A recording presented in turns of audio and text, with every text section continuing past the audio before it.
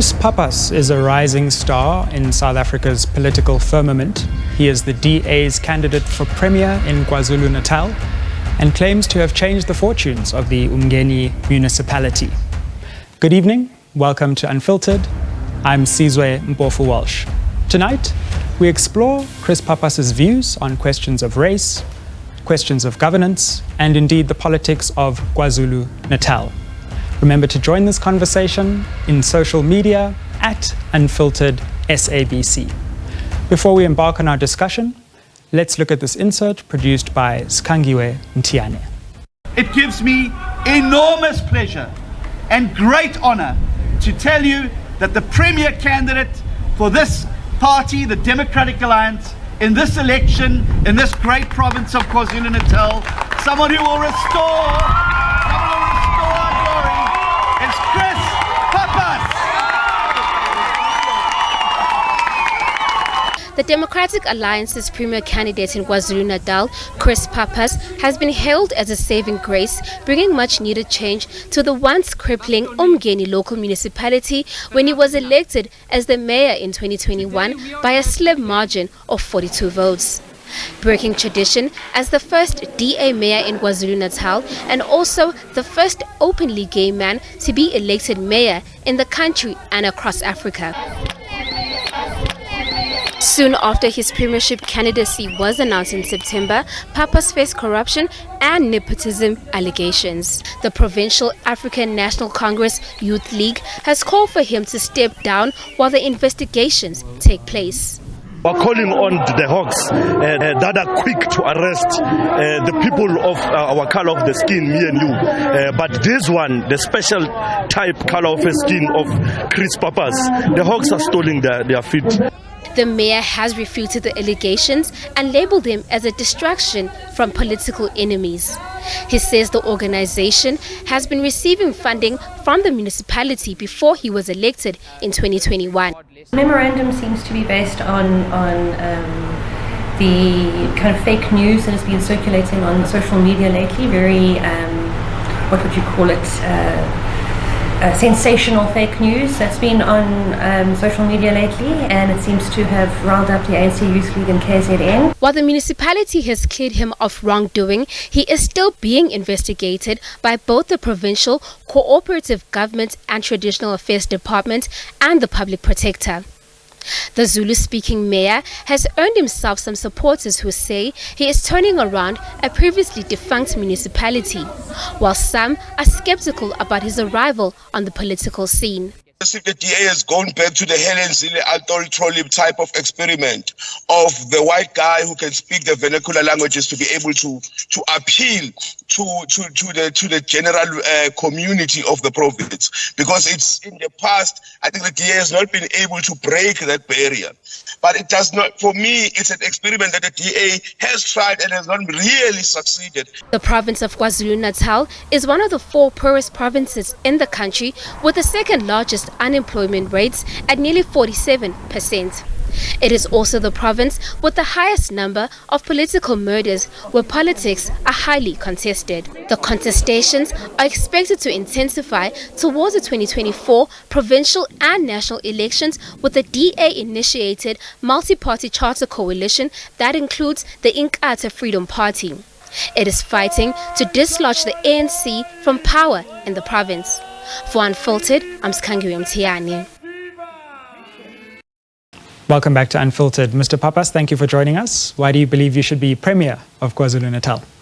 I think we're in an interesting time in KZN and South African politics in general, but KZN in particular. And I think I offer the people of KZN, I think I offer a new generation of South Africans something different, something a little bit more dynamic, something a little bit more relatable in terms of where politics is. I'm educated in the field in which I'm trying to enter in, although that's not necessarily be-all and end-all. I have experience in governance and in opposition, and I run a government. I have experience in that, so I think I offer a wide offer to the people of KZN. It's not easy to sell yourself. You have to humble yourself, but yeah, I think that's what I bring to the table. For sure, and you might have to get used to it with these 6 months coming up. Yes, absolutely, yeah. But interesting to hear, your story as a politician, of course, you've been the subject of dramatic interest this year as your star has risen in South African politics. Being Premier of KZN, though, I looked at a recent poll published by Ipsos at the end of October, the most recent, and it has the DA in the province at around 13%, which is roughly stagnant to where it was in 2019. There have been some other polls that have you a bit higher than that. But if the DA is not the biggest party or even the second biggest party and the third biggest party, wouldn't others, even in an opposition coalition, have a deeper claim to the premiership of KZN? So I think that the future of KZN is coalition. We're not going out there to claim that we're going to get 50%. That would be lying to voters and lying to ourselves. I think any party that claims they'll get 50% in this election in KZN is a little bit misguided. So ours is to get the biggest share of the vote possible for ourselves and to form a strong part of a future coalition. And you'll know, I mean, polls are averages over time and different things measure different things. Our own internal polling has us at around 21, 22. The Social Research Foundation has it around 20. So you average them out and, you can see an increase over time. I think the beauty about the DA in KZN is that even despite some of the regression in other provinces or other areas, we've consistently grown, both in numbers and in terms of real votes. So if we continue on that trajectory and we continue making inroads, then we do stand a chance to form a strong part of a future coalition. Our job, or my job with the organisation, is to get as many votes as possible. That coalition would almost certainly involve the IFP. Are you worried about the IFP's commitment to this multi-party charter agreement? I was looking at Parliament recently where they joined forces with the ANC to vote against you to appoint a public protector. The ANC, will be making serious overtures to the IFP. How sure are you of their support when push comes to shove? So you'll know that politics is unpredictable, but you enter into it in good faith. We are working well with the IFP in various municipalities to try and figure out how this relationship works, because we're two separate independent organizations, and on the public protector they have one view and we have a different view. Going into the next election and to create the next administration, we have to try and make that work. So I have faith that what the IFP is saying and what they're putting on the table is a true reflection. But as you know, politics is politics. But we hope that the betterment of the province is put forward and that national and other issues don't come into play insofar as making sure that KZN is governable. So you've received many plaudits for your financial management in Umgeni, but I believe the budget is around 500 million, which is roughly probably the budget of your old school Hilton, I would suspect. It's like less than Department of Arts and Culture in the province. I mean, quite, and I mean the KZN budget is many billions, so orders of magnitude bigger than that. Do you think your experience in Umgeni, which by all accounts is a relatively tiny municipality, qualifies you to manage a budget of that size? I think yes. I think the interesting thing about local government is its intricacies in terms of how much you actually do. It's the daily bread, it's the potholes, the street lights, the final point of call for many people. So we deal with a lot more in terms of moving parts. Provincial government should be strategic, it should be big projects, it should be long-term, it should be institutional functionality. It's sort of changed over the years. As institutions fail, or in Department of Health or Education, we put on more shows. Government puts on more shows, in Bezos and whatever it might be, to try and fill the gap of real service delivery. So yes, of course it'll be a challenge. I mean, I'm not shying away from that. But I do have real life experience in taking a budget and stretching it, making it work, reprioritizing. So yeah, I do think it does qualify me, perhaps more than other people who don't have any experience in governance. If you want to put it like that. A lot of what you have said about what you'd like to do should you become Premier of KZN is really turn around the fortunes of the province's finances in the same way that you've done in Umgeni or so far in the Umgeni municipality. And part of that strategy, you have said, is, quote, marching into the eThekwini mayor's office and placing that council under administration. It's not going to be that easy, though, is it? I mean, that would be a drastic move. And, I mean, are you maybe overselling your capacity to do that to voters, to just march into eThekwini's offices, place them under administration and turn around the fortunes of the province? So obviously you can't physically march into the office. I mean, it's a little bit of political play there. But I think the point of it is to say that the provincial government has real power to intervene into failing governments, especially when the executive mandate is not being delivered. And we're not seeing that. We see, in name, places getting placed under administration, like the Msunduzi municipality. I think it's the third term now that it's been under administration, the Mbofana municipality and many others.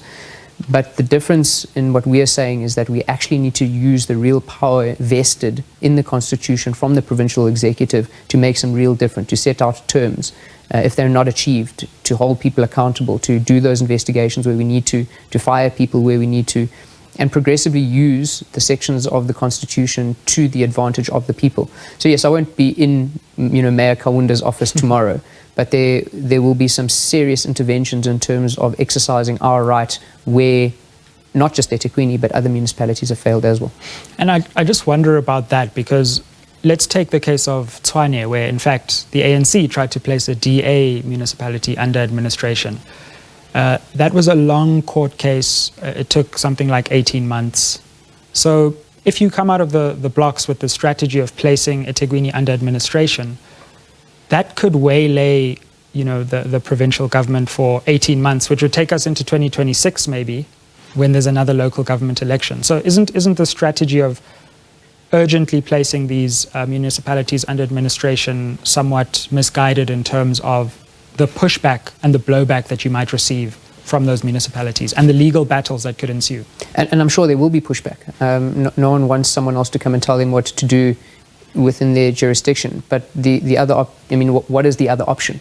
If people are unwilling to tailor their budgets towards service delivery, if they're unwilling to fix the things that are broken, if they continue spending in an inappropriate way, we have to use the legal mechanisms that are there. And yes, sometimes it does get messy in courts and things like that, but that is the system that we exist under.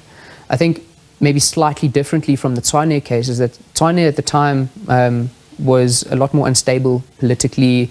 It was to do with coalitions and all of those sorts of things there. And there was an opportunism from the provincial government to take advantage, not to support, but to take advantage of that.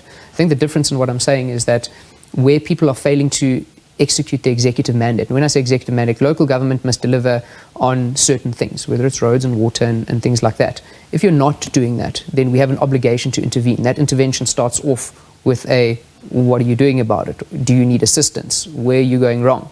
And progressively to say, well, we've tried to support you, to prove to the courts, to prove within our legal system that you're actually incapable of delivering, or you don't want to, and that's detrimenting the people. So yes, of course there will be pushback. To not assume that would be naive. So the marching into the office is probably... No, it sounds good. I mean, it sounds good. You say, I'll march into the office. But realistically, to use the provincial government's powers to try and fix broken municipalities. Sure. And what is... Apart from that, if you were to really get a handle on the finances of the province, what do you think is the longest lever you can pull? What are you really prioritizing should you actually be the Premier of KZN?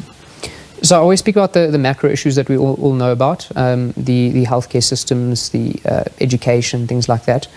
And we need to fix those. We know they're a problem, and there are practical solutions to doing that around fixing hospitals, maintenance, shifting budgets, getting rid of contractors. We know all those solutions. We know them. I think that the biggest sort of societal problem that affects everyone in KZN is unemployment. If we're not getting our economy growing and moving, if we're not getting that working, then we're creating intergenerational problems. And that's also linked to sort of wealth generation around land and things like that as well. It's all linked. But I want to sort of take it one step below that, because we know what the big problems are. I think in KZN we have an issue where our secondary cities and our small towns are failing to a point where they are no longer able to sustain human activity because of water, sanitation, and other things, and generate economic activity. So people are moving away from smaller towns to places like Pietermaritzburg and Richards Bay, and from there they're going to places like eThekwini, where you get a city now that is unable to keep up with what is happening, sort of the migration patterns in the province. So to revitalize our small towns and cities in the province so that they also become drivers of economic activity, but also are able to sustain human development. So that's the first thing. Less politically sexy, if you want to put it like that, but critically important to the province is water and sanitation. We have a crisis. We can have candles and we can have batteries and all these things for load shedding, but we have a water crisis in our province and sanitation linked to that. So we have to make some critical investments into that now. Otherwise, in the near future, it's going to be beyond dire. Shall we march to a break? Sure. We'll be back on Unfiltered after this. We're in conversation with Mayor of Umgeni, Chris Pappas.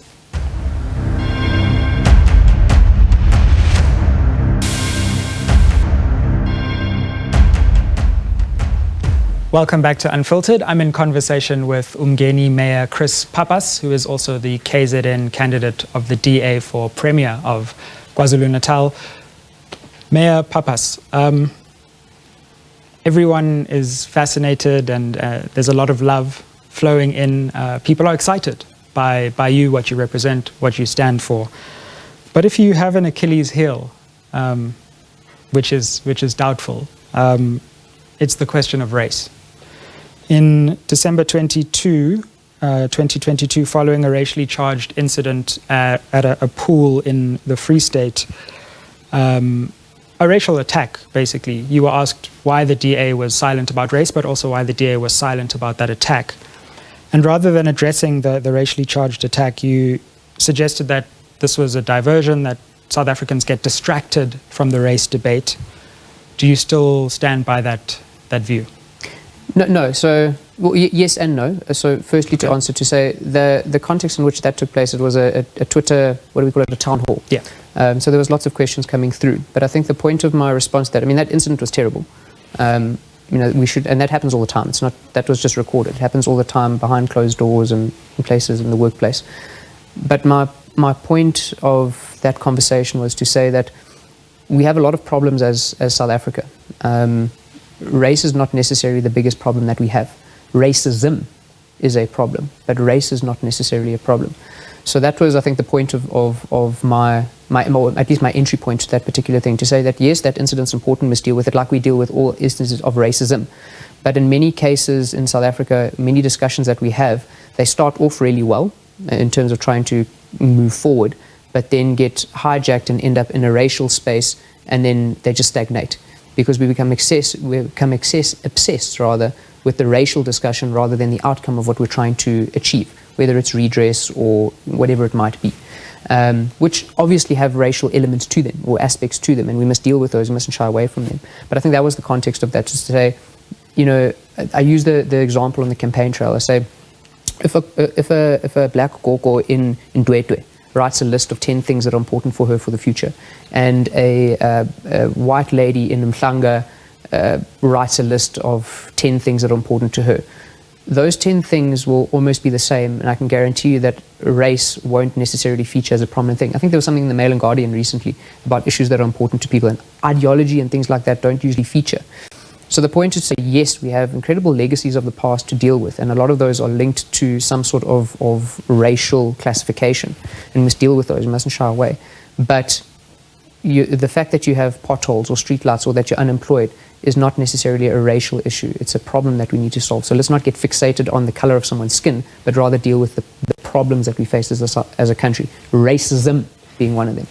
So to be clear then, do you think that your response to that question was unwise at the time? Would you have responded differently by saying, yes, I condemn what happened at the pool, that's terrible, and it shouldn't happen?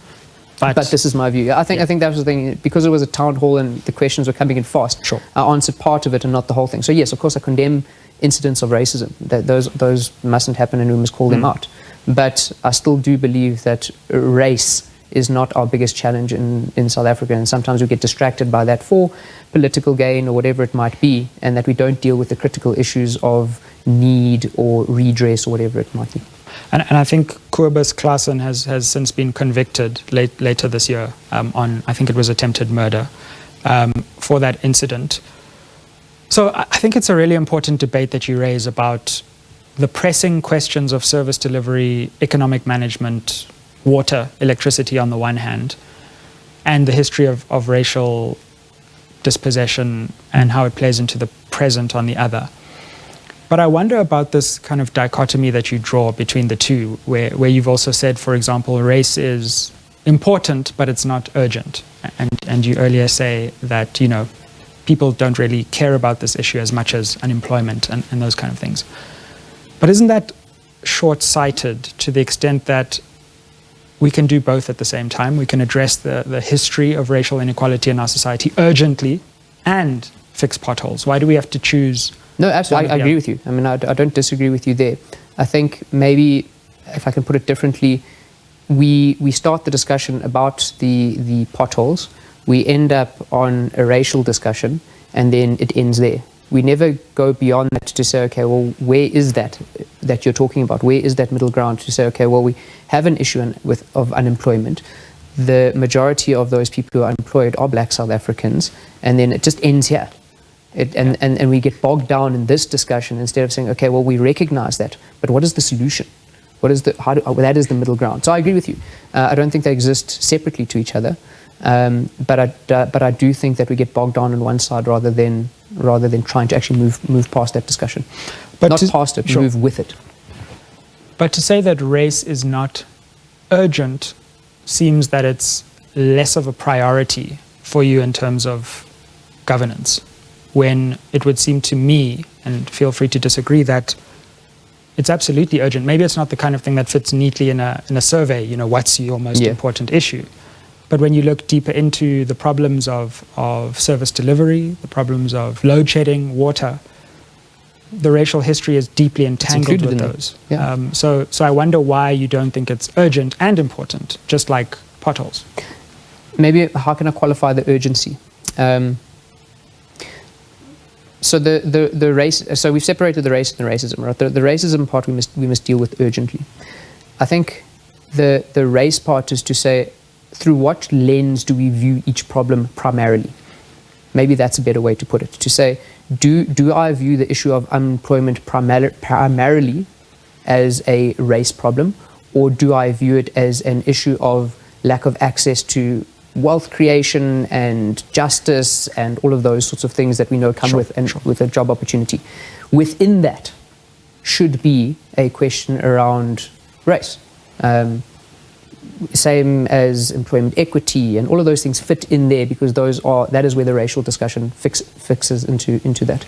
So I think it's less of saying that it's not urgent so far as we mustn't deal with it, but it should not be the primary thing in which we view the problem. Yes, there are definitely some problems in which we must. That is the primary, land, for example, that there were laws created around the color of people's skin and around dispossession. There's different things that we must view, but I think generally service delivery, the bread and butter upon which we exist, it's not a thing that we should be viewing primarily through the prism of race. But that's not to discount it. It's an interesting perspective, and I wonder, if that view of yours, which I think is somewhat different to some in your party's view, will gain prevalence. And there's this common refrain that the DA, it fixes the potholes often better than other parties. But if it could just appreciate that race also mattered, then it would do much better electorally. What do you say to that view, that your party for many years has been tone deaf on the race question and it's hurting you electorally? I think the DA does care about race as a factor in which people view. We can't divorce ourselves as an organisation, as a country. It's entrenched in who we are. And we're not the only ones. There's other countries who've had those sort of legacies as well. But I think what we're saying is that you can't necessarily use race as the driver upon which redress primarily exists, because then you discount some of the issues that we face now. So if the color of your skin is the sole determining factor upon which you receive assistance from government or upon which our policies and laws are created, then we're setting ourselves up for different types of failure. BEE is one of those types of failures. And it's been widely, even within the governing party, said that this is not working. So I think that's the difference, to say that we don't want to base our policies on race. But we do recognize that race is important within the conversation of South Africa. It's one of the reasons why we take diversity. So, people often will then criticize the DA to say that we're too politically correct and we worry about what we look like and all of those sorts of things, because part of that is important. If we're trying to create a center of South Africa that people can relate to, then we have to consider that what is South Africa, what do we want it to look like?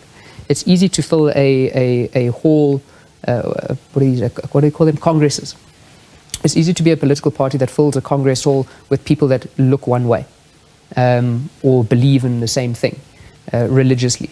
And you have political parties like that in South Africa. The project that we're trying to say is, how do you bring all those people together in one hall to say that the way that I see you is not primarily because you are a Christian or because you are a black person. I see you as an individual.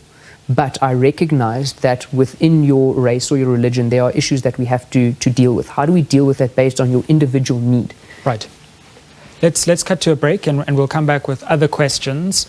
We're going to ask about the Umgeni municipality's financial situation as well as accusations of nepotism that have been leveled against the mayor. Stick with us.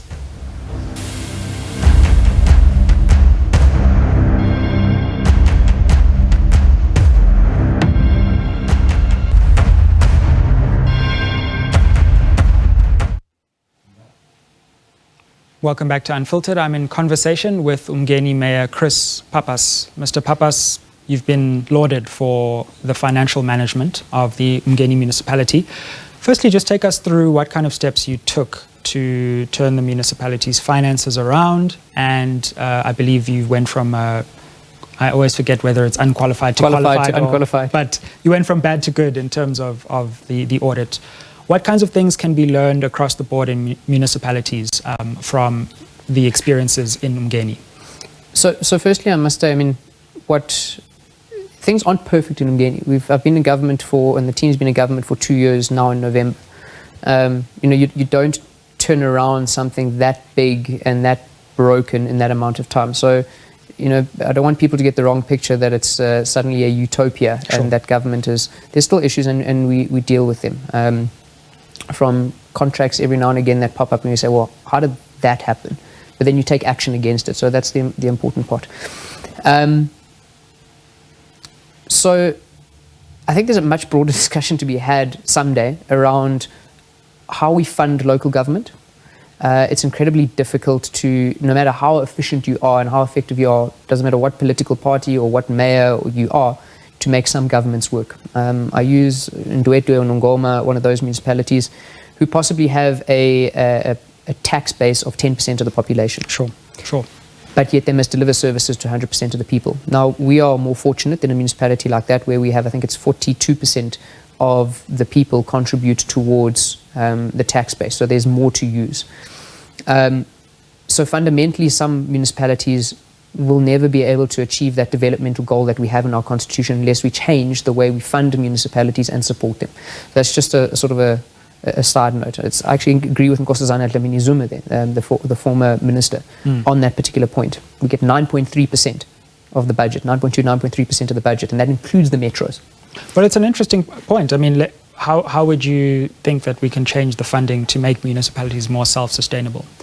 So, firstly, what we contribute to the economy doesn't necessarily come back to us. So our municipality contributes a couple of billion rands to the national economy, yet we get back 90 million rand from the provincial government. The national government. We contribute, or our residents and our businesses contribute VAT. They contribute income tax, all these sorts of taxes that go to SARS that we don't directly benefit from, or indirectly benefit from in many cases. So there's a mismatch between the activities that happen on the ground and the mechanism that's supposed to support them, and that being local government.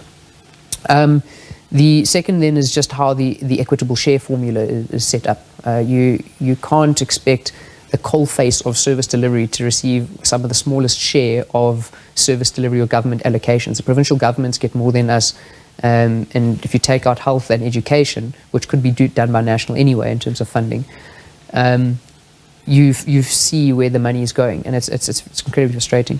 So making a fairer allocation of equitable share, making a recognition of the economic contributions in the area. So these municipalities in Ndwedwe and Ngoma, they probably contribute 2-3 billion rand to the national economy through forestry and tourism, whatever, but yet they'll get back 40 million rand.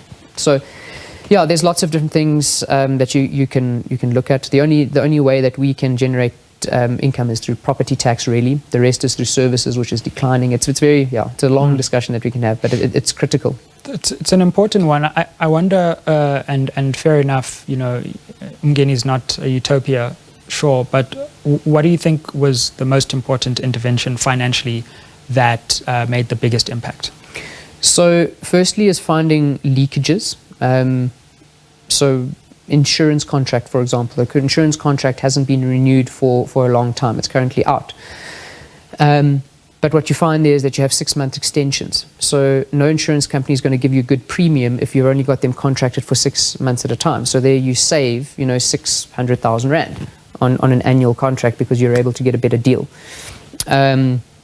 If you look at, we had loans. We managed to pay off our loans because we were paying 400 to 500,000 rand a year in interest back to the I think it was the Development Bank of South Africa. So there's all those leakage, and it adds up for a small municipality. That's X number of roads, it's speed humps, it's job opportunities during December period. So it all adds up. So that's the first one. The second is to reprioritize. You have to have a hard conversation about how many community halls we actually need versus if there's no road getting to that community hall, or if the unemployment rate is 80%. So great, you've got a hall, but you could have fixed the road or put water or something that's critical to the now. Not that it's not important for the long term. Sure. So reprioritizing some of the funds that we have. I think we can agree that community halls are neither urgent nor important. But it looks great for politicians to cut. I opened a hall, and that's my legacy. So it looks great for politicians. So that's the next thing, is to make difficult decisions. So not necessarily popular ones, but difficult. So to take the money from the hall that the community does want, but to say, listen, we're rather going to put it into roads maintenance, and you do that. But then you have to see that difference. Another big intervention is the employees themselves of government. So I believe in transparency. So we're busy going through the audit period at the moment, and I'm nervous that we'll regress from unqualified to qualified because of what took place with some of the officials in the transition period when we had just got into government and they were transitioning. 8 of whom have been fired. And it's not as if millions of rands were lost in that. It's just around irregularities and how did this person, they delivered the service and they delivered, but how did that person get it without an uncompetitive process? But you have to take necessary steps. And if your supply chain manager is also the branch chairperson and you are junior to them, you're not going to take steps against them. If you rely on them to have your seat as a councillor, and I think the different political systems help us to do that. So you have to have officials who are willing to do the job correctly. And then hands-on leadership. And there's a thin line between interference and actually being hands-on. So you have to tread that line carefully, specifically at a local government level, because it's so dynamic. But to have your fingers on the pulse, know what's happening so that the budgets are spent, that the officials aren't quoting a regulation that doesn't exist. Government officials love that. They'll say, but the regulation says no. You say, which regulation? No one can ever tell you which one.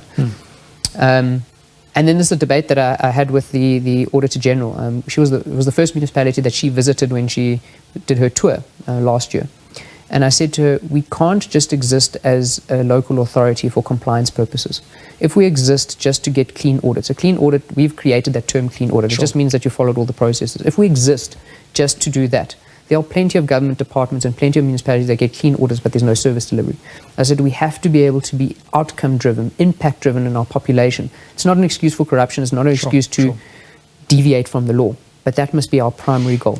So let me ask you on this kind of big furor. Well, furor is maybe a strong way to put it, but these accusations of nepotism that have been brought by your political rivals, to be fair. And I don't want to get into the debate about their intentions and all of that, because politicians will be politicians, and for the ANC to accuse anyone of corruption is ironic at best. But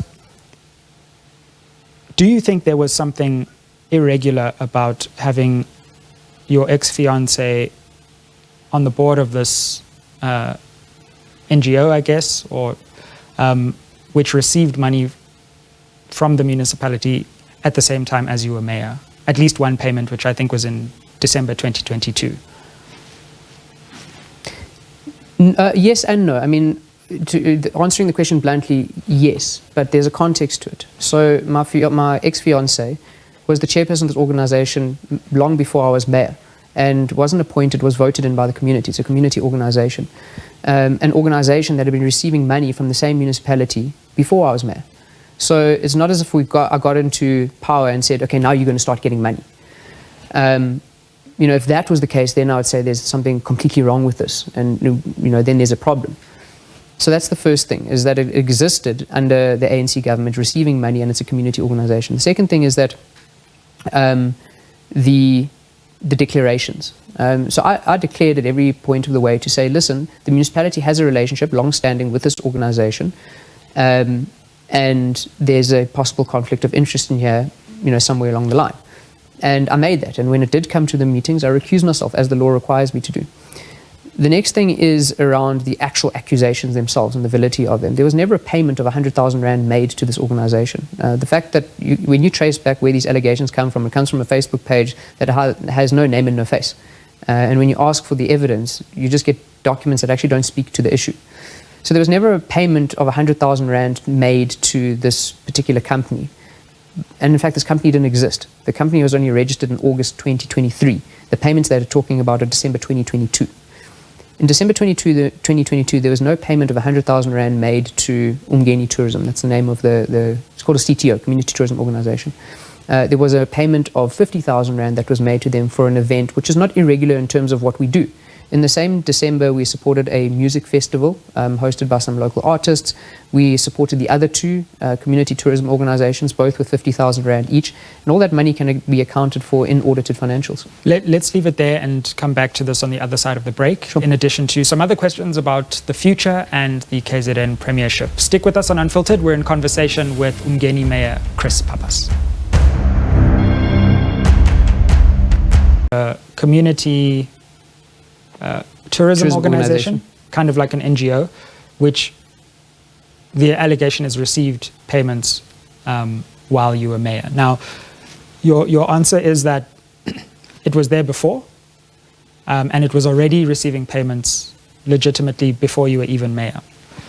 But I guess the question still in my mind is, once you were mayor, and once obviously you would have appreciated that you were in this position, and at least the perception of your ex-fiancé receiving a payment from the municipality might be problematic. Why then would you still go forward with this 50,000 payment? Don't you think that would have been more wise to just completely avoid any perception that there was an undue benefit with what was at that time an intimate relationship? So to correct you, there's no payment made to my ex-fiancée. There's a payment made to the bank account of a registered NPO that has audited financials. Of which he was the chairperson at the time. Yeah. I just want because just for the clarity of that. But I think the point of the matter is not that it was to him directly, but that he was the chairperson of the organization that received the payment. Sure. Again, this organization exists on behalf of the community. To deny them any further access to the municipality because of my relationship would be unfair to what the purpose upon which it was established. In terms of a national white paper as well, it has a purpose. But one wouldn't have to deny them the payment. He could have resigned, for example. So there were other ways around the perception of this relationship and the payment. Sure, I mean, he could have resigned as well, but it's a non-profit organization where he wasn't earning a salary or anything like that. It was a voluntary basis. I think they might have paid for his cell phone when he did their work. So yeah, I mean, I think it would be unfair to do that. It would be different if this was a private company, to say that the municipality is now entering into an agreement with a private company to deliver a service for the municipality. There's other organizations that we support as well, where the people are supposedly my friends. I actually sent them a message to say, I didn't know we were friends. Oh, that's I'm sure you're going to have many friends in the next 6 months. That's the thing. So it would be, so anyone who has a relationship with me in any way is automatically cut out from government or doing any sort of relationship, which which should be the case if it is for benefit, if it's for business, if it's for those sorts of things. But you look at Ramaphosa's wife, for example, the First Lady. She's often engaged in community work and NPO-related work, and some of those NPOs receive funding from government. So does that mean now that those NPOs should not benefit because they're doing public good? What should be scrutinized is whether or not there's an inappropriate benefit by a person like that. So if we took government money, gave it to this NPO, that NPO then gave it to me or paid my bond or whatever it might be, that is inappropriate. But I think to take a community organization, especially in a small town, to say take a community organization and then anyone who has any relationship with me, whether it's friend, lover, whatever it might be, then to detriment that. But I think the intent is also important. So I wasn't involved in the decision making. The intent was clearly outlined in business plans to which all political parties agreed. But the problem is the political parties, they sit in these committees and they don't read the agendas. So everything was put out there. They accused me of they didn't know what the spending was for. It was in business plans submitted to all political parties, and it was, I think, for lights and a stretch tent and those sorts of things. So it's a yes and no thing. So if it was for personal gain and benefit, then yes, obviously that is completely wrong.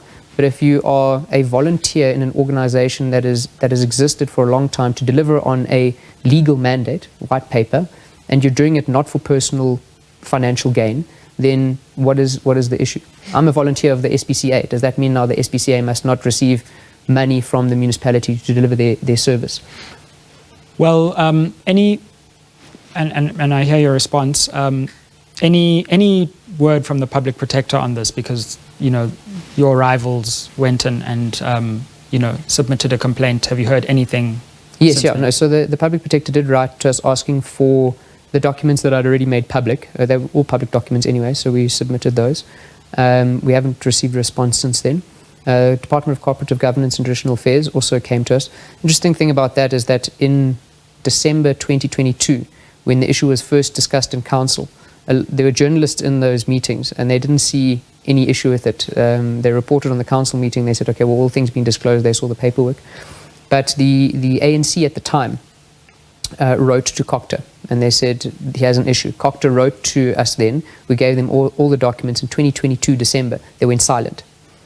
Now only because of, obviously I'm in this public spotlight and it's become an issue again, then they wrote back to us to say, can we please have the documents? All we have to say is we sent these to you a year ago. Now they're digging them up on their emails because no one did anything about them. So, yeah, you don't have anything to worry about if you didn't do anything wrong. Well, I think there's also a question here more broadly as we step back about national office. Do you see yourself as a future leader of the DA?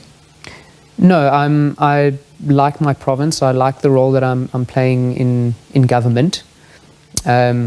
Even if the DA gets into government 2024 and beyond, I don't see myself as the leader of the DA. Why not? I still need to find a better way to put this. I am not a good politician. I'm an administrator. I studied town and regional planning because I want to take the political decisions or the manifestos or the direction, the strategy, and implement. And in government, that does have a political dimension to it, but that is the space that I want to exist in. But you can't be a mayor without giving the speeches as well. You can't be the mayor without engaging in those sorts of things. So that's the space that I want to exist in, is to be put into something that's broken and try and fix it, to be given the levers of power to implement, as opposed to being the guys who sit around the table and have the debates about what that actually is in the first place. Do you have full confidence in the leader of the DA? Do you think he's the right person to be leading the DA into the 2024 election and potentially leading a coalition government after 2024? I do. It's a very difficult job. I can imagine it's very lonely. I think John has brought a sense of stability and direction that we didn't have for quite a while, a bit of a messy period.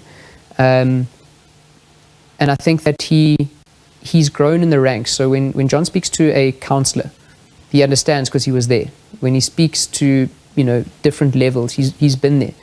And that has to translate into our program of action as well. So it's one thing to stand up just before an election, say, I'm a leader, give a great speech and then expect 1,000 likes to translate into votes. But it's a different thing to actually manage people, to make a political party. It's a creature. It's an institution that needs managing. So you have to balance that with the program of government as one. I think John does that. As much as whatever social media and the different political spectrums will paint of him, John is generally an approachable guy. He's rational thinking, and he's proven himself. As we come to the close of our conversation, I wonder what has been the most challenging thing about your recent rise into the public spotlight, and what's been the most rewarding thing about your tenure in Umgeni? The intensity. I think the intensity at which you engage with forums like this. When you're a mayor, the spotlight is on the local road or those sorts of things. When you take the next level up, you become a different. I've become a target in a different way with allegations and things like that, and you must deal with them. The pressure to answer difficult but important questions, sometimes on behalf of people either that you disagree with behind the scenes, or otherwise where you fundamentally hold a different view but still have to achieve the same outcome. So it puts you in this different space of engagement, and with that comes a responsibility as well.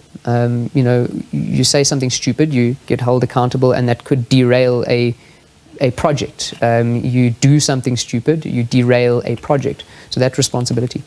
As mayor, the slow pace of government. It is. You ask for Achilles heel. I'm generally an impatient person when it comes to implementation, and perhaps I'm sometimes too honest in my view, as opposed to taking necessarily 100% a party line or a caucus line or whatever it might be.